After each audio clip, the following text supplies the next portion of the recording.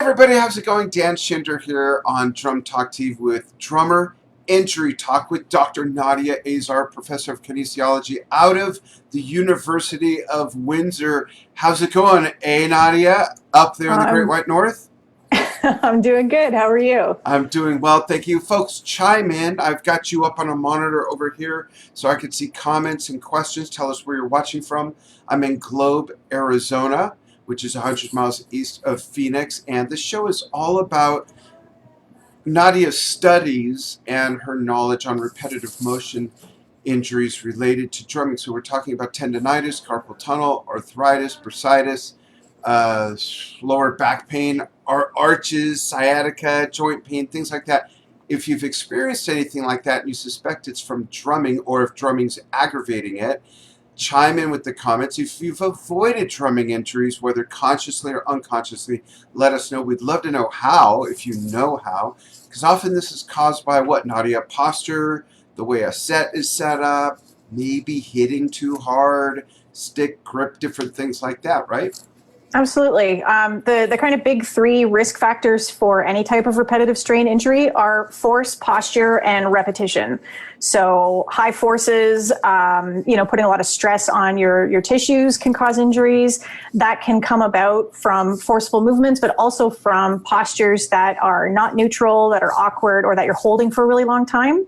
And repetition, which obviously is a big part of playing the drums, but repetitive motion puts a lot of wear and tear on your tissues, and that can lead to injury as well. Especially when you factor in it's a lot of repetitive motion and impact, sustaining that shock through our especially hands and arms, of course. Absolutely, yep. Now you have some new news, because in the past we've talked about the aspect of if you're a drummer and you took lessons, did your drum educator, instructor, did they talk about avoiding drumming injuries? This is something you've wondered about, you've asked about, and now you've done a study and you have some results, right? Yeah, so this is more data analysis from the data I collected with that big survey that we did a couple years ago. One of the questions that I asked on the survey, in addition to asking if drummers had had injuries before and where they were located and all that kind of stuff, I asked them if they had undergone formal training on the drums, meaning like a real-time instructor, so not instructional videos, but like an actual person, whether it's in person or over Skype, who's giving you real-time feedback. Had they had formal training, and if so, did their instructors teach them anything about how to prevent this kind of injury? And so what I did was I tried to compare the rates of reporting injuries between drummers that had received that injury prevention training and drummers that didn't. And what I found was that drummers that didn't have that kind of training were almost twice as likely to report having a playing related injury than drummers who were taught about it. Interesting. I'm real curious what percentage of drummers say they were taught about. I'm going to guess only between 14 and 22% reported, yes, I was taught that. So it was actually higher than that, but it was still less than half, 42%. So wait, let me say this. It was 81% of the drummers in the study said they took formal lessons. Okay. Only 42% of those drummers had instructors that taught them something about injury prevention. That's still a very high rate. Now, I wonder if this is part of your study. And I hesitated because I thought to myself, wow, I should have suggested this if it's not part of your study. But I'd be real curious, and we kind of talked about this before, where I said I took formal drum lessons in the dark ages from like late 1969 till whenever. So I'm curious, those that were taught something, if that's in the majority is in more recent times, or were people taught that 30, 40, 50 years ago when I started? So I didn't ask them specifically when they were taught that, but I did look at the age of the drummers in each of the groups. Okay. And the drummers in the group that received this kind of training was significantly lower than the age of the drummers who didn't. Okay. So the average age of the drummers who got that kind of information was 36 years of age. And the group that didn't get it, they were average age of 41. Interesting. Yeah. That's a tight margin, but depending on when they took lessons is, of course, the X factor, but that's still interesting. Someone could say, oh, yeah, I got that instruction, and you look, and they're 63, but maybe they only started taking lessons 5 years ago and they retired or whatever from their day job. Yeah. So it's interesting, because I think that's an interesting factor to note, and maybe even part of a whole other study, which I know you have something that we talked about coming up. I don't know if you can mention it yet, but it's interesting. It would be an interesting indication to see how times have changed, because if we went back in time right now to my drum teacher, who was a great guy, Mark Siebert. Like I said, I was just before I turned 7, so it was probably late 69 or the first couple of months of 1970. And we said, hey, Mark, are you telling your youngsters and other people you teach drumming about drumming injuries? He'd probably be like, what the hell is that? You know, I think back in those days, late 60s, 70s, you know, I mean, let's face it, things were so different then when it comes to mindfulness about health. Everybody smoked. Everybody ate processed sugar and corn syrup products. And there was no vegan, or, you know, if you were a vegetarian, you were a freaking hippie weirdo wearing a tie-dye smock with a headband with wheat sticking out of your teeth. I mean, you know, it's such a different world now that it would be interesting to discover the mindset back then compared to now. Very much. And, you know, so survey data is what we call cross-sectional, which means it can only give us a snapshot of what is happening at this particular moment in time. But I do have, you know, I could go back in and look through and try to bin, you know, the people who got this training versus the ones that didn't by current age, and to see, you know, how many 60-year-old drummers have only been playing for 5 years, and, you know, how it might have influenced that. But I've seen this in other studies. We did something similar with dental hygienists. And we saw something very similar, that the older the hygienists were, like as the age decades went up, the less likely they were to report having had that kind of training in their dental hygiene training. So I think you're right. I think it's a product of society over the last several years, just becoming more health and safety conscious. That's really interesting. Quick note, and then I'm going to look at the comments and questions, and Nadia will answer those. I might make up some fun answers too. When I heard your phone, that's the sound I have assigned only to Enja. Enja's my wife, folks, for those of you. So I thought, she knows I'm doing a show. She's not here. She knows I'm doing our show. What's wrong? So that's why I looked at my phone when I heard that. I thought it was Enja. Sorry, I forgot to shut it off. That's okay. So let's look at some questions. So let's start with Richard Rivera. Hey, Richard, how are you? Hope you're well. He says, I have tennis elbow because of drumming in electronic drums with rubber heads. Now, I find that interesting, because to me, rubber heads are more forgiving. So I don't know if you could elaborate on that. But have you heard this scenario specifically, Nadia? I have, yeah. I've heard of people with electronic drums where I think maybe the older style, where they are the thicker pads. Yeah, I'm sorry. Yeah. I was thinking my kit, and no one has seen my electronic kit. I haven't set it up since we moved here 4 years ago. But mine are mesh heads, so that's what I was thinking of. The other ones are like tabletop heads. Yeah. Basically. Okay, my bad. Yeah. Got it. And they are a lot more rigid than a drum head. So I have heard that before. And Richard, do you have it in both elbows? And I think it's called electronic rubber drum head pad elbow and not tennis elbow. While we wait for his answer, let's look at Alexander. Hey, Alex, I have an Alex, my 30-year-old. Alex says, how do I stop my man boobs from getting in the way of my halftime shuffle? So, 2 questions. I have a question, then a suggestion, and maybe you have something to offer, Nadia. My first question is, are you hurting yourself? That's number 1. Number 2, first thing I think of is like and it could be a man's compression sports shirt. They're made for runners and bicyclists and sometimes swimmers. Where I have a couple actually. They're made out of like a nylon, Dacron material, and they're kind of tight. You can wear that under whatever you play, or some sort of sports bra. There's nothing wrong with that. That's my suggestion, and I am curious if you're actually sustaining pain from that, which would suck. Nadia, what do you think? Any suggestions on that? I would say that compression shirt is probably, the best quick fix for that. Yeah, you don't want something that'll lift and separate. That'll probably just amplify the possibilities of, right? Probably. Not having looked into this much, I don't know for sure, but I would say that is one avenue. And yeah, or you could also try backing up from the drums a little bit. I'm not entirely sure. Yeah, maybe how your setup is. Now that's an interesting proposition because it could have to do with the ergonomics of your kit. I'm thinking of myself setting up my kit, and if my floor tom, for instance, was in a straight line with my snare and my hi-hat, and because of how I sit or maybe leaned, if I'm doing crossovers or some, I could totally see how that could definitely be an issue. Hey, Jokin Drums is on board. How you doing?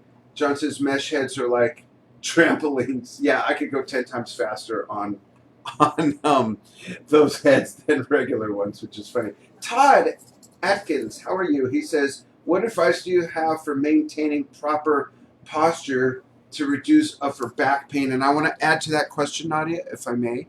Okay. Is proper posture, first of all, I know we all have different physiology. Some of us have taller torsos, longer from the waist down, all that stuff. But the term proper posture, is that very subjective, or is there a proper posture? So there is proper posture in terms of the alignment that you're looking for. That doesn't really vary so much from person to person. You want to make sure that your shoulders are down and back. You're not hunching, that kind of thing. That you're sitting up, not as like military, ramrod Rigid. Straight, but yeah, not rigid, but like an upright, almost like someone's got a string attached right here and just sort of like pulling, like just lengthening your spine. And it's also interesting that Todd is indicating it's causing upper back pain and not lower back pain. Yeah. Todd, if you just happen to have a profile picture of you sitting at your kit from the side playing, I'd be curious because I'm honestly fascinated by the fact that it's upper back pain and not lower. So I'm curious, what is the posture that you're currently using that's affecting that? Or is it possible, Nadia, that it's not posture? Is it possible that he's doing some long reaching for things and that's what's affecting it? So I suspect by upper back pain, what he actually means is pain almost like between your shoulder blades. Okay. And that is a postural issue. And that likely has to do with a lot of forward reaching, and the muscles back there are getting stretched out and maybe aren't strong enough to hold the scapula, the shoulder blades, in the proper position. So in addition to paying attention to your posture, there are a whole bunch of different exercises that you can do to build up those muscles. And I'm not talking about like weight training those muscles. I'm talking about like postural exercises to help correct that and help strengthen those muscles to be able to handle those demands for longer periods. And is yoga, and I don't know how familiar you are with Tai Chi, but is yoga and Tai Chi things that could build that strengthening? Specifically for the scapular stabilization, Tai Chi probably not. What I understand about Tai Chi is it's more of a like posture, like energy flow kind of thing. Yoga is definitely, there's stretching, there's strengthening involved in there. But, and I'm not an expert on this because I've done yoga, but I don't do yoga. So I used to eat take yogurt. this with a grain of salt. What's that? I used to eat yogurt. Me too. I do not anymore. But what I was going to say is I think it's if you want to specifically strengthen those muscles, you need more targeted exercises than yoga. Yeah. Cool. Not that yoga is bad. It's a great form of exercise, but when you're specifically looking to strengthen, especially those smaller postural muscles, you need to deal with those before you could actually execute any more like gross motor movement task, because those muscles are there to stabilize different parts while you're moving. So okay, cool. Thank you. Let me scroll through. We're gonna get to all these within the time we have. Thanks again for that, Alex. Gretchen Imhoff. Hey, Gretchen. Thanks for following what we do. Gretchen asked, this is very informative and really important to understand. Thanks for interviewing Dr. Nadia. Yeah, thank you. This is actually Thanks, a Gretchen. regular, monthly show we've been doing for 2.5. Well, let's see. We've known each other 2.5 years since we met, and we helped round people up for your study. But we've been doing this show about 2 years because you came out that September 2 years ago, and we were doing the show regularly around this. Yeah, it's been 2 years we've been doing this every month. 2 years? It was 2 years ago. 2 years. Oh my God. Okay, yeah. So it has been about 2 years that we've been doing this regularly. Yeah. Yeah, and there's what I love about it, and I really love doing this. I love talking drumming and everything, of course, but the whole physiological side of drumming being the most athletic musicians, other than tuba players I've seen do races up and down the football field. I'm fascinated that you always have new information, and we always have new scenarios that are being mentioned in the comments, and I always learn something. So I hope you folks are too. John? Yeah, and I do too, because stuff gets brought up that I haven't really thought about, or conditions. I think it was last time somebody brought something up that I had never even heard of, so I had to Google it. There was so that's great. There was something last time related to the heel up or heel down question because of their ankle, which we had never heard before. Kind of surprisingly. Before we get to John Kinston's question, Hal Eisenberg, thanks Hal, says, what can you recommend for drummers that have on and off wrist issues, but for band practice, upcoming shows? My recommendation is bite the bullet and just get the job done. No, I'm kidding. And I bet that Dr. Nadia is going to have a line of questions to help her answer your questions. So get ready, Hal, to chime in. Maybe what wrist and how do you grip? Is there something that indicates when this pain happens? Is it right? There's got to be some indicators for you to help answer that, right? Yeah, especially if it's on and off. If it's on and off, it makes me wonder what's turning it on and what's turning it off. Right. Is it only when you play? Is it only a day after you play? Like things like that, right? Is it only when you're preparing for a gig and so you're playing way more than usual and then you get used to it and it goes away again? So yeah, have you changed your setup recently? Do you have you changed sticks? There's all kinds of things that could go into that.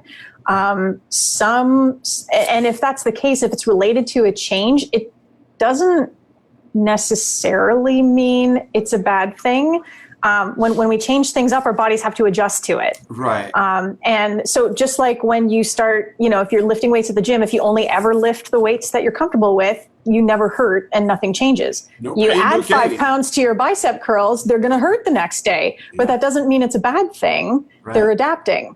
And so they need time to do that. But on the flip side, you have to monitor that, because if you don't rest and you don't let it heal, then it can become a chronic problem. So let us know. Let me see if he added to that, and then I'll scoot back up, folks. Hal says both wrists have been diagnosed with wrist tendinitis. I'm curious how often you play and what your grip is. If you're playing traditional, German, French, one or the other on different hands like I do, which is weird. But I'm curious. Any other information you can give will help. And Sam Eisenberg says, it's after playing standard practice regimen, it feels like parts of my hands and arms are on fire. Though it used to be localized wrist tendonitis. So that's from Sam. Oh, he's Hal's son. No wonder they have the same last name. Oh, interesting. Yeah, I'm trying to go back through the comments to see tendonitis in both wrists from drumline days. Hand pain down forearms. Yeah. Yeah, that's especially if it's spreading like that. I don't know if you haven't seen someone about that yet. I definitely would. Although I think later on they said it was diagnosed as, or that was Hal that said diagnosed. So Sam, I would suggest getting that looked at. Sam is his son, I think, explaining his father's condition. Oh, it sounds like it was they have similar issues, but they're both separate. Yeah. Okay, well, problem solved. It's genetic. I'm kidding. Well, Can tendinitis be genetic? maybe a little bit. It can be, depending on, the structure, not tendinitis in and of itself, but the Right. predisposition to it, Right. doing the same activity. So yeah, I would strongly recommend getting that checked out, and not just by a family physician, but go to a physical therapist and ask them for some exercises to help with that. As well as, they might tell you some things about icing, or whatever the case may be. And then you need to take a look at probably your gripping technique. And not that one, German grip is better than French grip or whatever the case is, but in particular, how hard you're squeezing the sticks. Because the tendons that control your fingers all pass through your wrist. And so when you're gripping really hard all the time, that puts a lot of strain on those muscles. Like the muscles for those tendons, the muscles that actually control your fingers are actually, the bellies of them are way up here. So that's why, if you're gripping really tight, that's why you're feeling fatigue and pain in up here, because that's where the muscle part actually is. But from the strain and the repetitive movement, that's going to create some pressure in the wrist too, so you start having pain in there. Tendonitis from potentially the friction of moving in that small space. So there's a lot of, no pun intended, but moving parts to that problem, and it really needs a specific look, someone to look specifically at your case and to look at your playing to see what the case may be. There's a lot of generic advice, generic articles about, if you have tendonitis, do this. And those are fine. There's, depending on who wrote them, but, those are the starting point. You really need, no matter who it is, no matter what injury, those types of articles are only going to get you so far.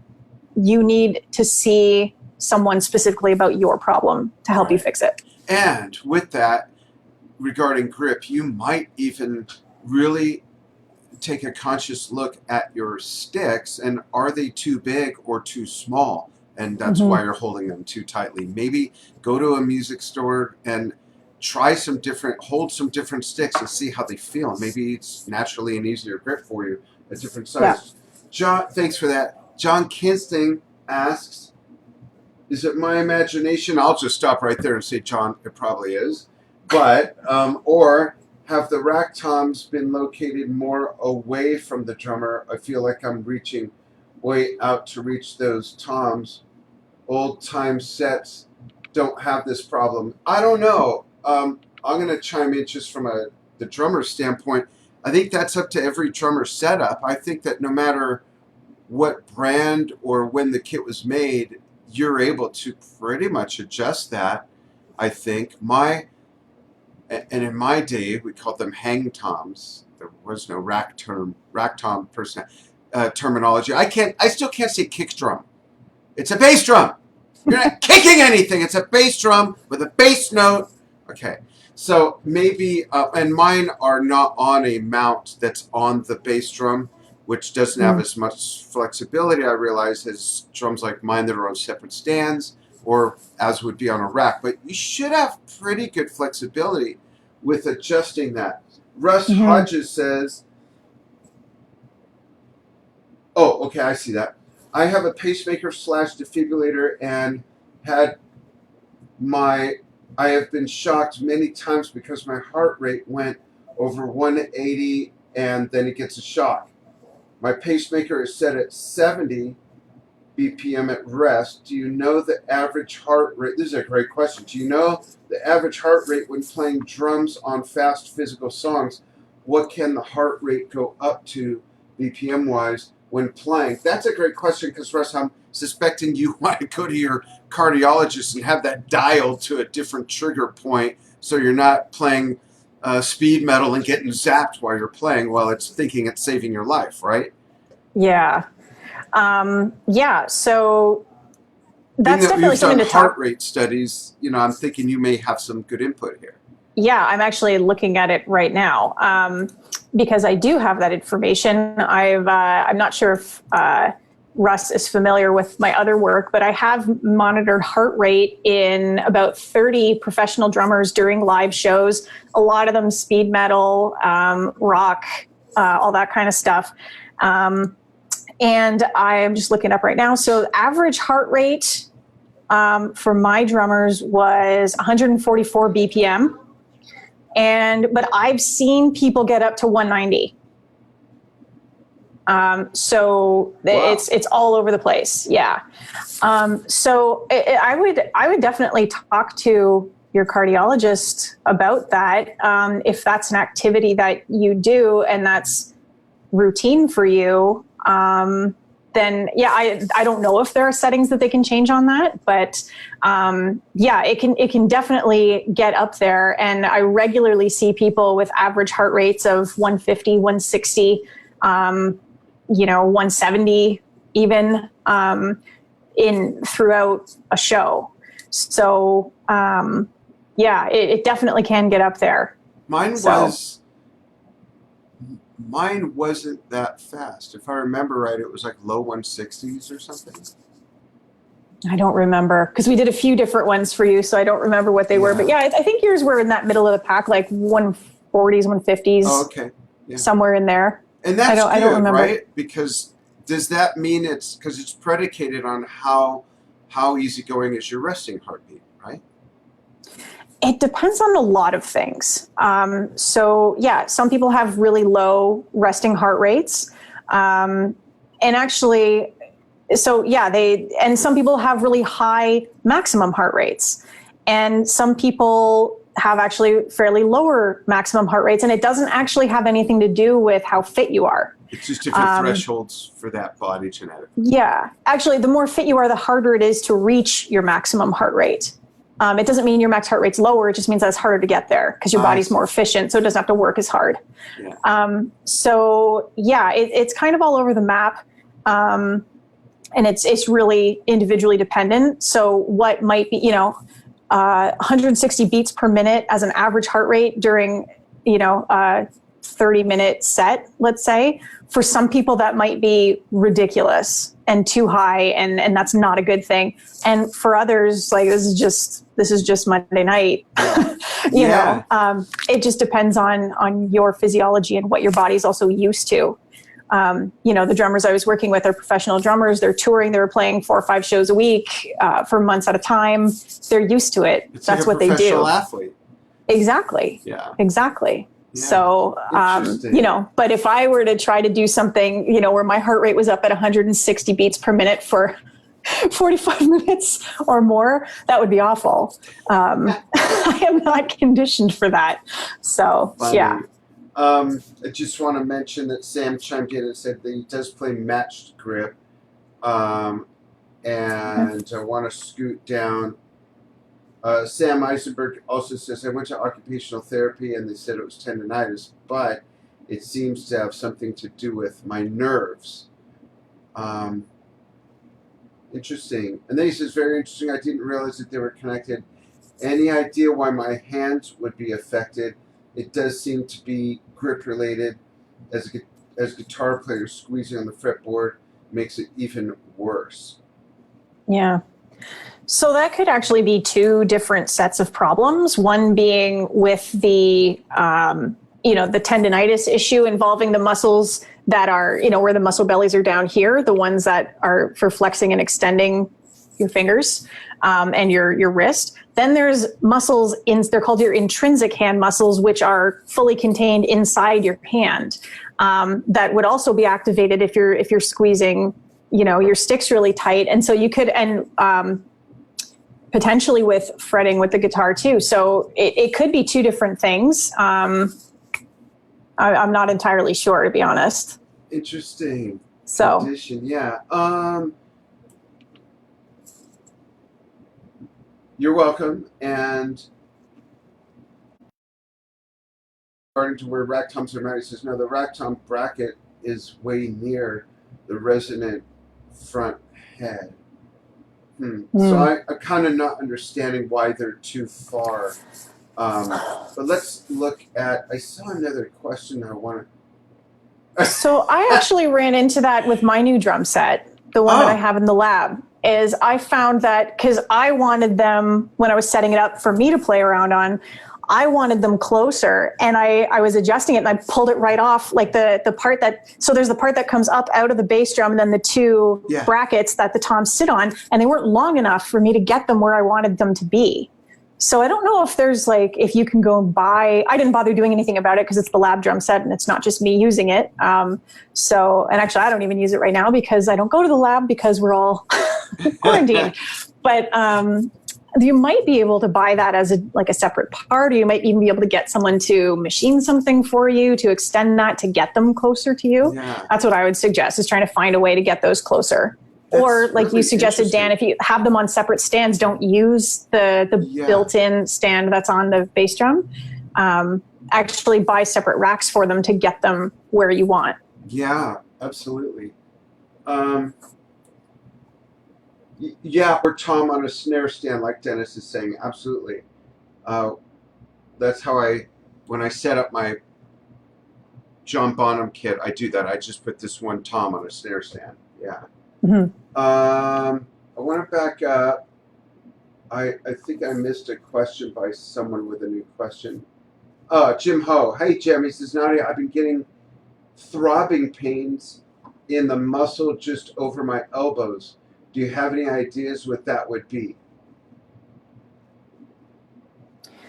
Throbbing pains in the muscle just over my elbows. It sounds like it's probably some kind of, I'm guessing it's on the outside. It's probably lateral epicondylitis. That's tennis elbow. So if it's throbbing out here or in here would be medial epicondylitis. Those muscles that I talked about that are responsible for flexing and extending your wrist, and to some extent your fingers too, those connect here and here. So if you're stressing them, it's going to show up. They're basically attached to the bone there. They're going to be putting a lot of force on that bone, and the tendon that connects the muscle to the bone can get inflamed. And so that could be what that is.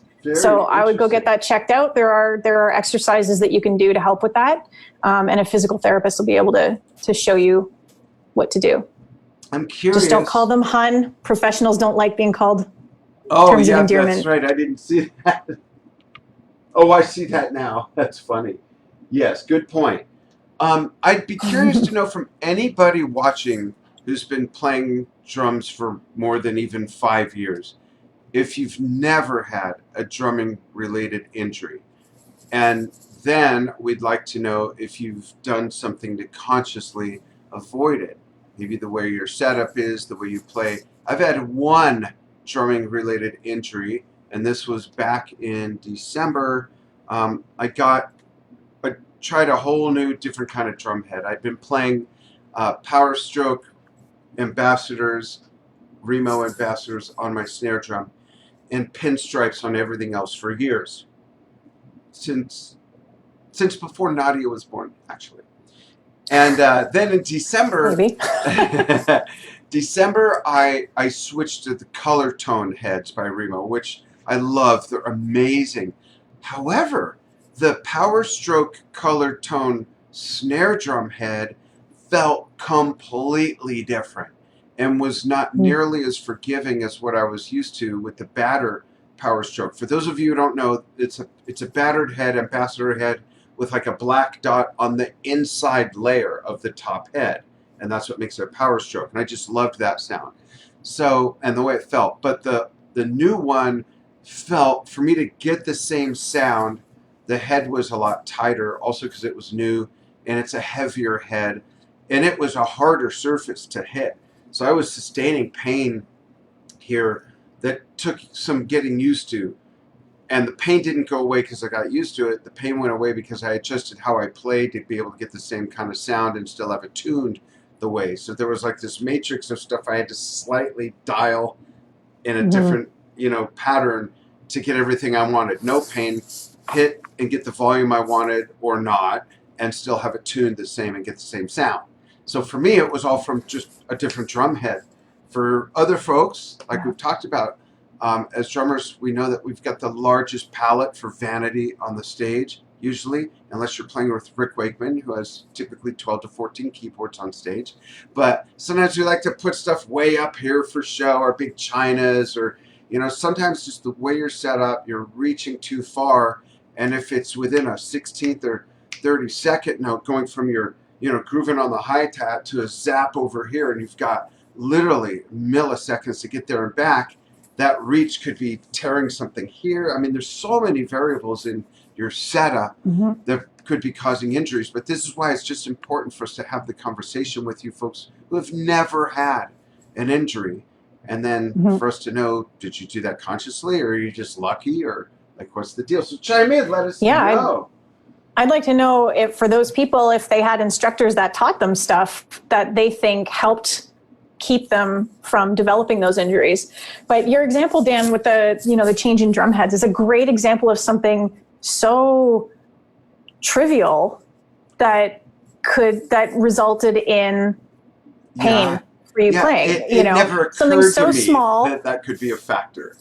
Yeah, I remember when that had just started, and we kind of talked about it. And it's something people. Even if you hadn't changed the brand or the type of head that you use, even just if you haven't changed them in a while, and the ones you've been using have a lot more give, and then you put new ones on, they're tighter, they're going to be stiffer, it's going to be more force at impact, and you have to adjust to that, right? So exactly. But great example of something so small, such a small change that could result in that. Exactly.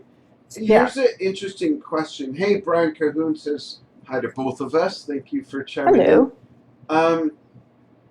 Sam Eisenberg also asked, do die-cast hoops on a snare, primarily a rim shot backbeat player, increase strain on wrist? I'm going to say, personally, as drummer, I don't think it matters the material of the hoop. A rim shot's a rim shot. I think it's more maybe how you're holding the stick and how hard you're hitting that rim shot. I've been able to get really nice and even louder rim shots in the last few years without having to really slam it.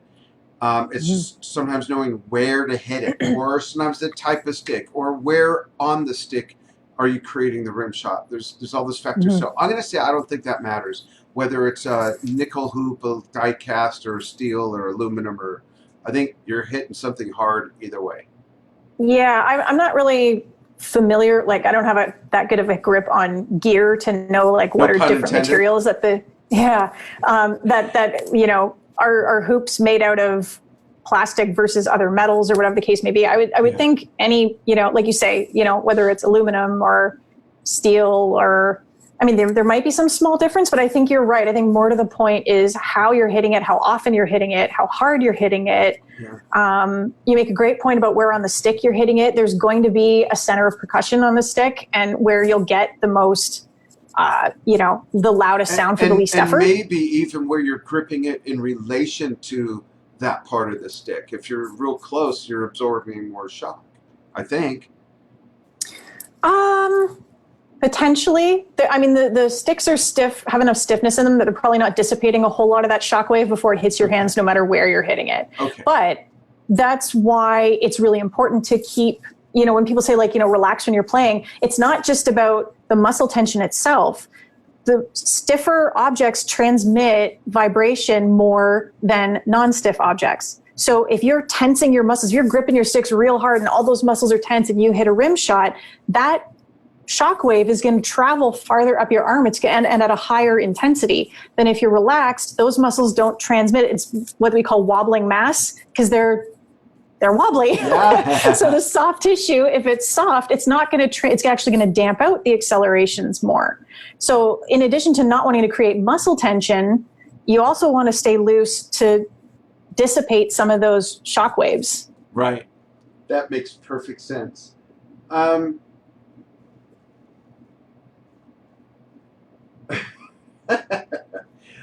Let's see. Where am I looking? I saw something.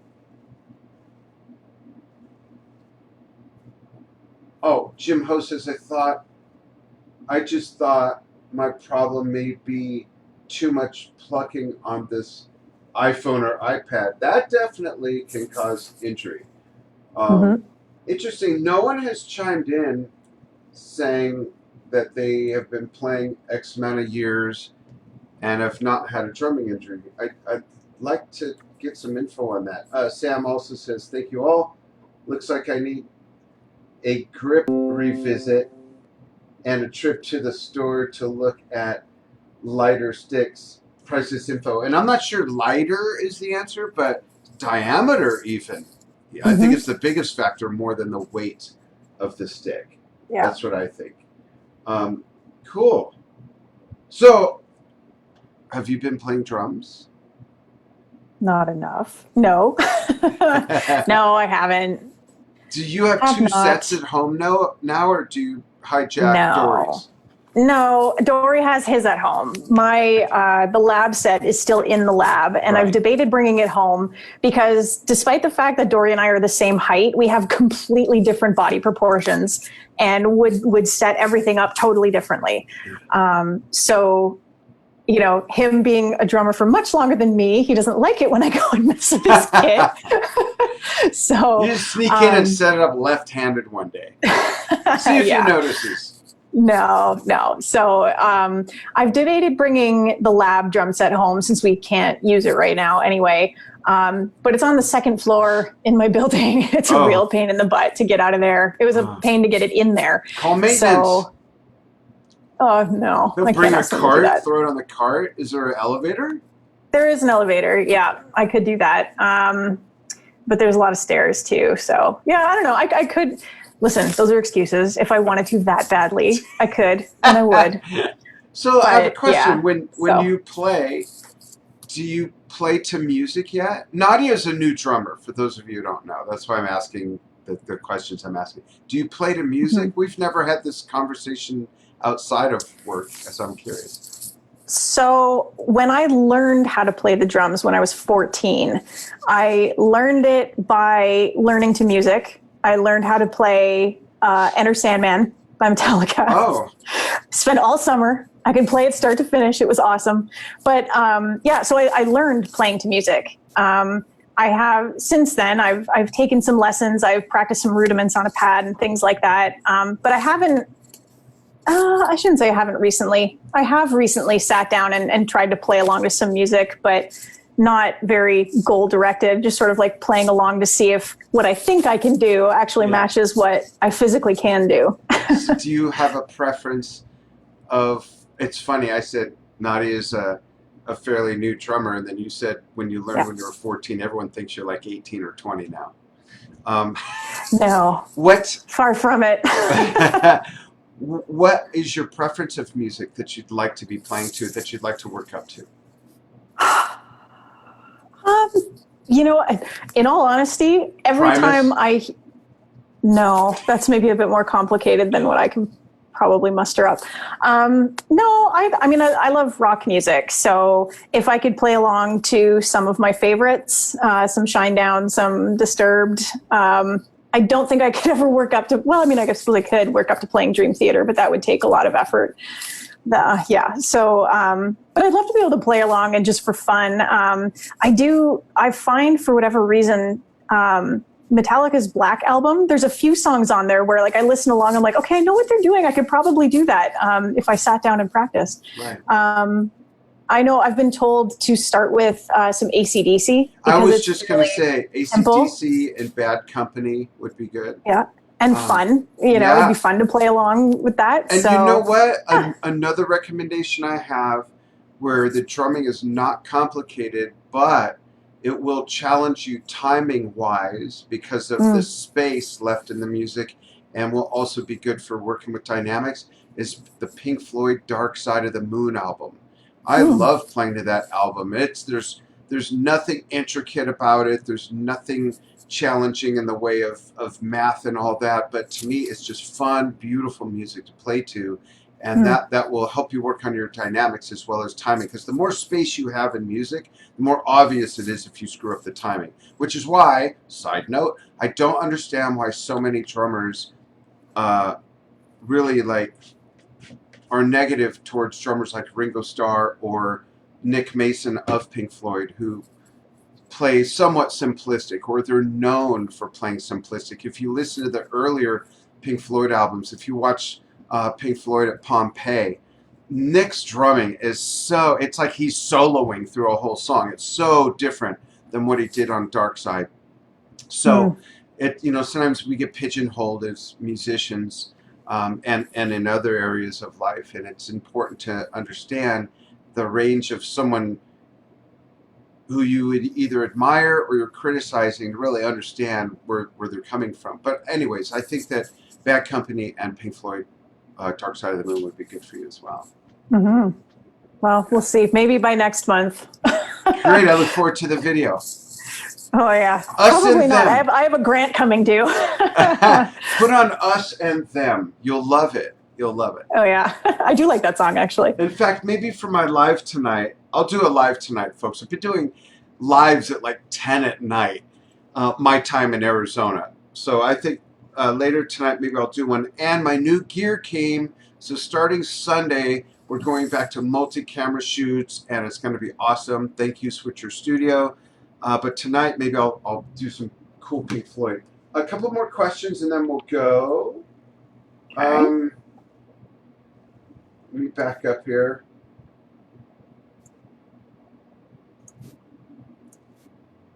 Thank you as well, Todd. Thanks for chiming in, Dromojo. Mike, how are you? Bear with me, folks. I'm trying to find. I just tried to switch to comment from one account, and now I can't see any of the comments anymore. Well, Steve Brown says, oh, he's giving a recommendation. Put the sticks down almost 15. Oh, I'm sorry. He put the sticks down almost 15 years ago. Severe tendon damage in left hand for years and years of heavy rim shots and 2 surgeries. Now, 15 years later, I can hold a stick in my left hand. I've been trying to practice again using gig grips. Very frustrating. Steve, I'm going to give you the same advice I read yesterday in Apple News from Warren Buffett. Wow. Yeah, from Warren Buffett. Warren Buffett's advice for the day yesterday was be patient. He said patience and those 14-hour days and sleepless nights are how he got to where he was. Be patient with that and don't overwork yourself to get back to where you were so that you don't re-injure. So just be patient. Don't be frustrated. Bear with me here. And Lee Rutherford is saying the Angels have pretty simple music for you to play to as well. Russ Hodges says, I recently had a total reverse right shoulder replacement. You mean they put it on backwards? Which is my dominant arm and hand. I still have 4 to 8 months away from playing drums again with hopefully 0 to minimal pain. Will I be able to have mostly all my normal range of motion back after physical therapy now that my rotator cuff, some ligaments, and tendons have been removed? What a great question. I'm eager to hear the answer too. Yeah, it's like major reconstruction, right? It is. And without, knowing exactly what they did, it's really hard for me to answer that. I would suspect that your surgeon probably gave you some idea of where you might get back to. I hesitate to say one way or the other because I really don't know. It depends entirely on how they reconstructed it and how your physical rehab, like your rehab sessions go, and all of that. Your age could be a factor as well. So it's really hard to say. What I would say is work closely with your physical therapist. Take the rehab seriously and do everything they ask you to do. And ask them if there's things you can be doing. If they give you stuff to do at home, then do it at home. A lot of people make the mistake of, well, I go to physio 3 times a week. And if the physios have given you stuff to do at home, it's because you need to do it every day, not just for the hour that you're there, on clinic time kind of thing. So work really closely with them. Let them know your goals. And have them, help you get there so that if they know that your goal is to be able to play again, then they can help you work towards that. Cool. Thank you for that. And associate producer Stephen Shinder says we were at 46 minutes. Thank you. We'll watch the time. I saw something else here I want to chime in on. Gretchen Emma, thanks for chiming in again. She says, the findings from my recent wrist x-rays showed my middle metacarpal slips out of place when I close my fist or grip anything that makes my thumbs go numb sometimes when I play. I also have residual injury ulnar issues from a shoulder brachial plexus injury. You're really challenging my lingo here. Um, and then she says, ring and pinky fingers intermittently go numb. And my doctor thinks there are some type of laxity or tear. What do you think the probability is I'll be able to continue playing drums? And then she adds, she's about to have a second labral repair surgery. I'm hoping I would really love to be able to continue drumming. So I would say, similar to my previous answer, is let them know that this is what you do and this is your goal and that this is where you want to get. It could take a long time and you may not get to where you were, but you might still be able to continue playing. But you got to follow their direction, but you got to let them in on what your goals are too. Because they need to know that the goal isn't just, to be able to hold a pen to sign my name. The goal is to be able to do this thing that is an important part of my life. So they need to know that so that they can help you get there. So communication with your medical team is really important. Make sure they know where you want to go so that they can help you do the things that you need to do to get there. And be patient with it. Don't overdo it. And, take your time and hopefully, good luck. I hope you do get there, after that surgery. Yeah. And let us know. And one last comment from Brian Cahoon says, my ulnar nerves are gone, upper and lower, in both arms. What would cause that, Nadia? Or Brian, do you know? Yeah, meaning gone, meaning they can't be gone completely. I think he means gone as far as maybe efficiency or strength or effectiveness, as opposed to can't find them. Yeah. It's quite possible that if he says it's upper and lower on both arms, that suggests to me that there's something going on up here, that there's some kind of muscular issue or potentially even a spinal issue that is causing some compression on the nerve as they come out of your spine and lead down your arm. So it might not be an issue at the elbow. It might be an issue further up the chain that needs to be addressed. So I would look into that with your medical team if you haven't already. Cool. Thank you so much. Hey, thank you everybody so much. Oh, Alexander says bongo players must get real bad injuries over time. Yeah, hand drumming can take its toll, absolutely. And again, dynamics, and technique. You don't have to slam hard to get a loud sound out of any percussion instrument, although it helps. So I want to thank everybody for joining Dr. Nadia Azar and myself on Drumming Injury Talk. We do this every month. Our next one, write it down. I'll hold for a moment while you all get something to write with or tap it into your smart device. It's going to be on November 18th at noon Pacific U.S., 3 p.m. Eastern U.S. and Canada for that matter, eh? And we look forward to finding out how some of you have progressed with your stuff and maybe some new questions. Nadia, thanks for taking time out. Appreciate it very much. And we'll talk in between that show. Definitely. Thanks for having me again. Thank you. Thanks, everybody. Watch for my live sometime tonight. If you're watching this after Friday, October 16th, watch for it anyways. I do lives all the time. Thanks, everybody. Bye-bye.